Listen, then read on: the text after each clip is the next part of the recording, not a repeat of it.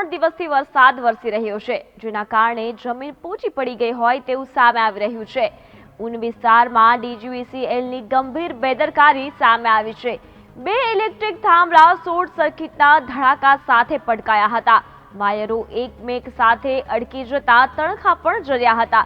બંને થાંભલા નીચે રિક્ષા પાર્ક હતી, જેમાં એક રિક્ષા પર સિમેન્ટનો થાંભલો પડતા રિક્ષાના કડસોલો વળી ગયો હતો, જ્યારે લોખંડનો થાંભલો વળી ગયો હતો। લોખંડના થાંભલા નીચેની રિક્ષામાંથી ચાલક જીવ બચાવી ભાગ્યો હતો। જો કે થાંભલો વળી ગયો હોવાથી પોતે અને રિક્ષા બચાવવામાં સફળ રહ્યો ન હતો, જેનો વિડીયો પણ વાયરલ થઈ રહ્યો છે।